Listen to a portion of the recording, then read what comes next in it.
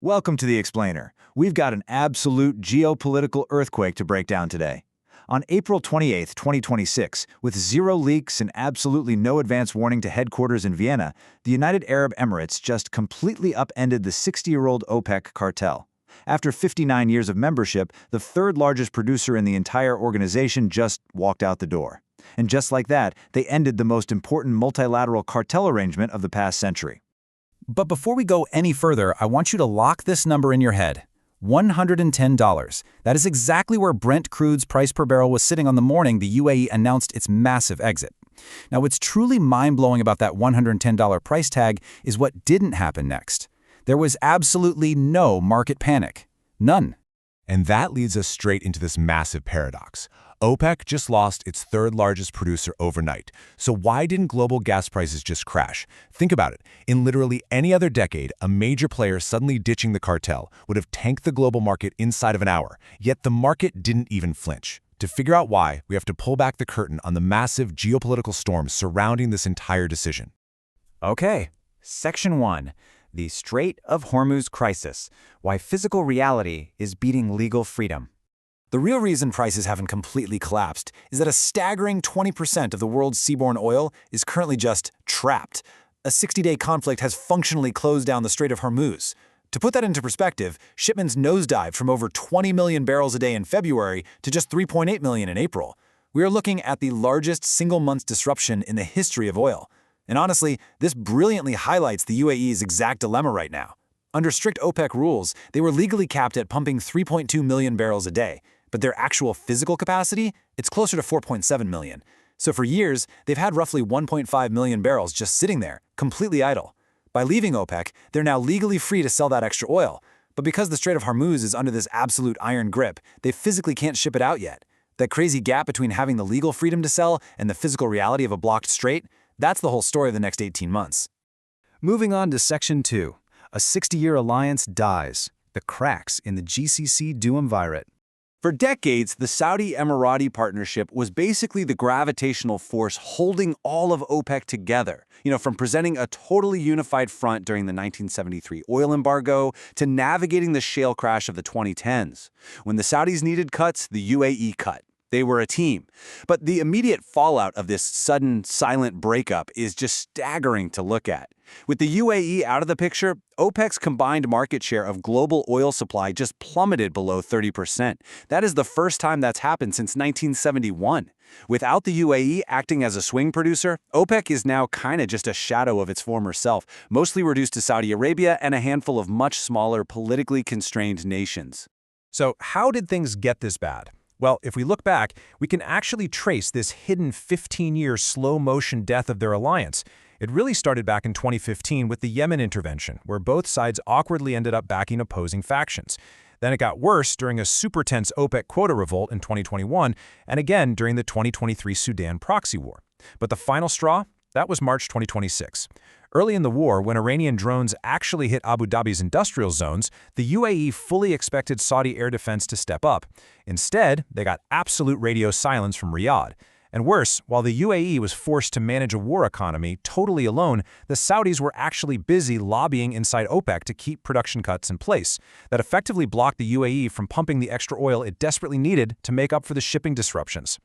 Which brings us to the ultimate tipping point, perfectly summed up by this quote from the UAE Energy Ministry. They simply stated they were leaving because they are acting in the national interest. That's huge. For the very first time since 1967, the United Arab Emirates looked at the board and decided that its own national survival and economic destiny completely diverged from the cartel's collective discipline and, quite frankly, from Saudi Arabia's financial needs. Let's dive into Section 3, the global power players. Who wins and who loses in the new oil order? To really wrap our heads around this market shock, we need to look objectively at the four key individuals pulling the strings. First up, you've got the UAE's MBZ. He wants to monetize his oil fast before the entire asset class starts declining over the next decade. Because of this newfound flexibility, he definitely emerges as a winner. On the flip side, Saudi Arabia's MBS absolutely desperately needs oil to stay at $95 a barrel to fund his massive Vision 2030 transformation. This exit is an existential threat to his pricing, firmly putting him in the loser column here. Then we have Washington. The U.S. administration actively wants $60 oil to ease prices domestically. They even posted on Truth Social celebrating the UAE's move, so a clear winner. And finally, Vladimir Putin. As a non-OPEC member of OPEC+, Putin actually gains a ton of leverage inside the remaining group now that Saudi Arabia's influence is getting diluted. It's wild. It brilliantly illustrates how these colliding, deeply personal motivations just fractured the global oil market.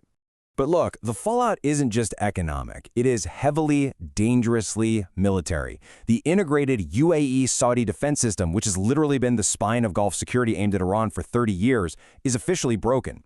Right now, American CENTCOM commanders are privately briefing that since these two royal families are no longer on speaking terms, they're genuinely terrified the UAE might conduct unilateral military strikes on Iran without any broader coalition coordination. Section 4. 4 scenarios for tomorrow. What happens next to global oil? All right, the cartel is broken, the strait is completely blocked, and the defense pact is shattered. So what actually happens over the next 24 months? Experts are looking at 4 potential paths. Step 1 is the orderly path. The Iran war wraps up quickly, the Strait of Hormuz reopens, the UAE gradually bumps up exports, and prices just kind of settle around $85 to $95. Step 2 is the accelerated breakup. This is where Iraq and Kuwait decide to follow the UAE right out the door. OPEC shrinks to a measly 15% of the global market share, oil plunges to $60 to $75, and it triggers a massive physical crisis in Saudi Arabia. Step 3 is the Saudi counterattack. Riyadh gets furious and decides to punish everyone by deliberately flooding the market with oil, driving prices below $60 just to bankrupt higher-cost producers in the US and Canada. And finally, Step 4, the wild card. The Iran war drags on, Hormuz stays closed, and despite their brand new legal freedom, the UAE still can't ship a drop of their oil. In this really painful scenario, Brent crude stays locked above $110 for 2 more years. Which brings us to Section 5. What this means for you. The reality check at the gas pump. Let's bring this incredibly massive multinational drama all the way down to your Friday afternoon fill-up. Here are the 5 absolute essentials you need to take away from this explainer today. 1. Your gas bills are still going to rise in the near term, but any price hikes at the pump right now, that's entirely due to the war on refining bottlenecks, not the UAE's exit from the cartel. 2. OPEC is genuinely dying. The era of Riyadh and Abu Dhabi moving the entire global market with a single phone call is officially over. 3. The US and the UAE are closer geopolitically than they have ever been. 4. You need to watch Saudi Arabia very closely for political instability if those oil prices drop and their national budget gets squeezed. And 5, maybe the biggest takeaway, the 66-year economic order that has basically structured American life since 1973 is ending. It's not ending with riots or a grand treaty. It literally ended with a simple Tuesday morning press release. The post-OPEC era has officially begun. The international economic order we've all known is dissolving, one quiet announcement at a time. And the price of crude oil is going to look completely different over the next 2 years. This silent, massive shift, it's already happened, right under our noses. So the only real question left for us is, are we ready for what it costs?